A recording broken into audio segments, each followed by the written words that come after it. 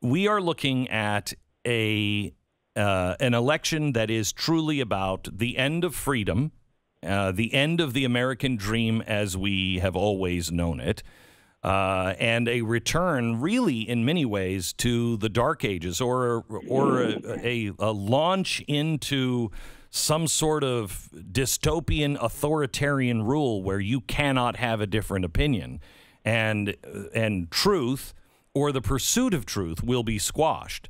And America looks pretty split. Looks pretty split. As Ed McMahon once said, "You are correct, sir." Okay? And it's on display at college campuses right now. If you want to see what your life's going to be in 3 years, just wander on down to Michigan State University or Harvard and just watch, because that's what it's going to be. You are not allowed to say words. You are not allowed to dissent. You go up to the University of Oklahoma, just get in a car and take a drive up. Ann Coulter, no, you can't have her, because it puts people at unease. They're uneasy. They need a safe space.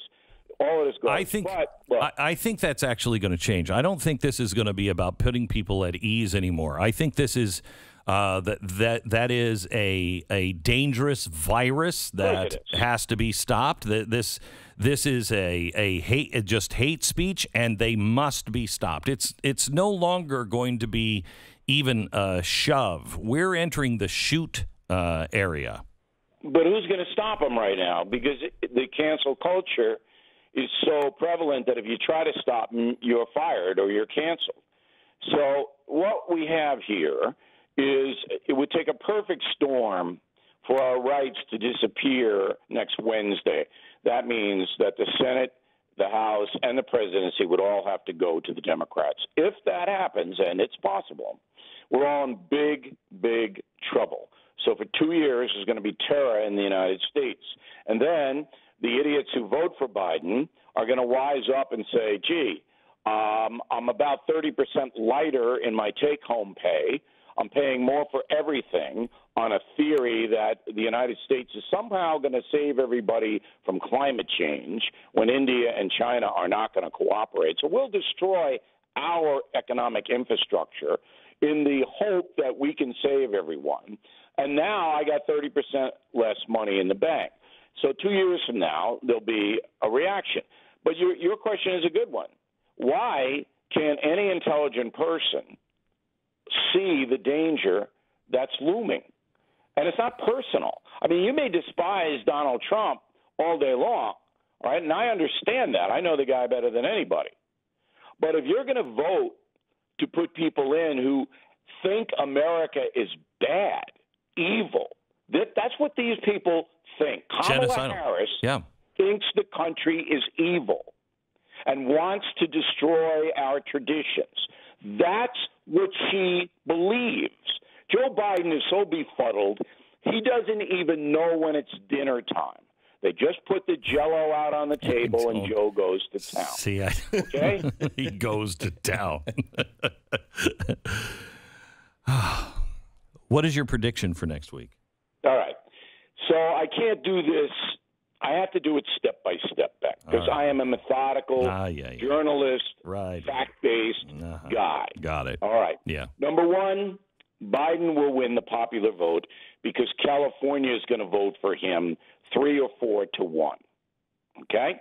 So popular vote's not even in play because of California. Number two, Trump will win probably 65% of the American counties, maybe more, maybe 70% of the individual counties, so that the folks spread out over this great country will vote for Trump more than Biden. But that may not play out in the Electoral College because you've got Pennsylvania, which is really it. I think Trump will win Florida, all right? But Pennsylvania, very, very dicey. But here's something interesting. Obama and Biden are actually going to Michigan tomorrow Now, all the polls have Biden ahead in Michigan by like 98 points. There are 3 people going to vote for Trump in Michigan. Well, why would Obama and Biden, particularly when Biden's going to have to wear earmuffs up there, why would they go if they're winning so big? Same thing in Minnesota. So Biden's going to, after he gets frostbite in Michigan, zip on over to Minnesota where it's colder. But he's supposed to be winning Minnesota by 85 points. So that sends a signal to me that, hey, we're being misled once again. So I can't do the Electoral College now. Maybe on Monday on BillO'Reilly.com I'll be able to. I was right last time, as you know, and have said many times, and I appreciate that. O'Reilly was right. The guy's an amazing analyst. Well, we said the first sentence. The rest of it is a figment of your imagination. All right, so Bill,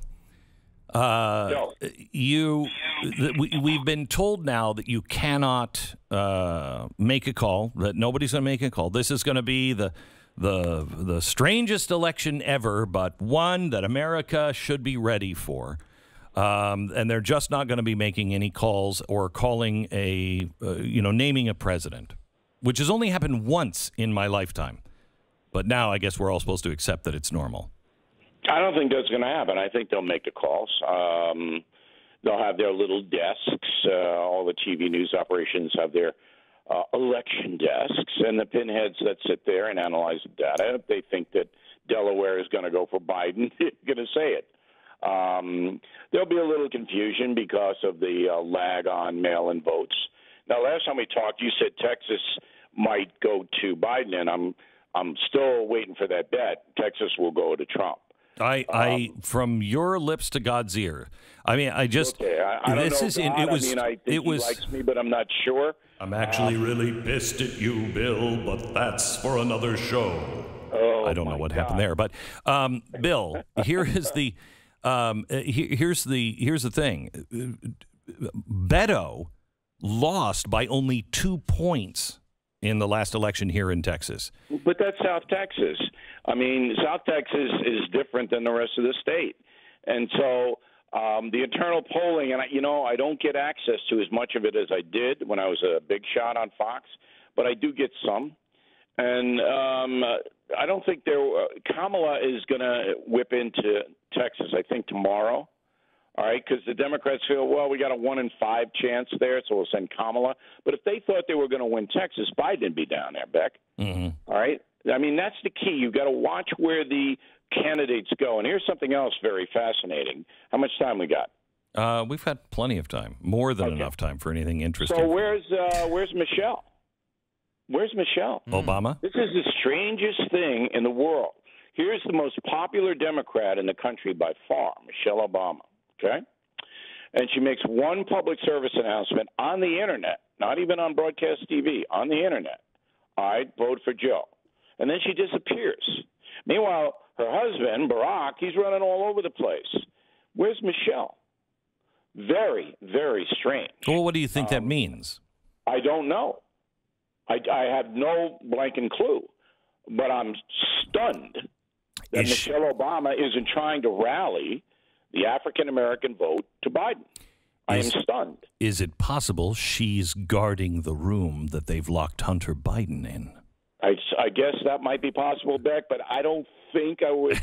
You wouldn't go with that one? A lot of credence. All right. That. Okay. All right. All right. Well, okay. I mean, you're a journalist. I'm not, so. I'm the guy that raises the questions based on reality. Right. And I'm sitting here going, where is Michelle Obama in this whole campaign? So you know that it's very, very spooky, as they say on Halloween. Al Gore was able to, I think, claim victory because the networks had called Florida for him early. Mm-hmm. And so they legitimized it. You know, you say that they're going to start calling states. Do you trust their calls for states now anymore? I mean, I think the networks on TV are in so much trouble. They can't afford to screw up, so they will err on the side of caution. Since when have they? Wait. When have they adopted that stance?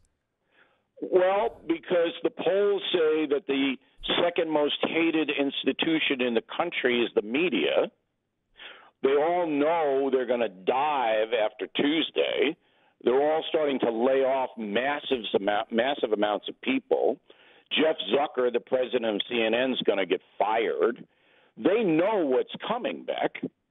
What's coming is Armageddon for the broadcast news industry. Even if there is a Biden win? It doesn't matter. Because people know they're not getting the truth on any of them. George Stephanopoulos is the chief news correspondent for ABC. George Stephanopoulos, little Georgie, I thought he should have done that interview with Biden in short pants. He should have had short pants on, Georgie. He sat there with his thumb in his mouth and asked nothing. And he's the chief correspondent? Leslie Stahl, who I've known for decades, and I respect Leslie Stahl, all right, looks into the camera and says there's no verification of spying on the Trump campaign after the Inspector General of the Justice Department issues a 50-page report that says there was massive corruption in that.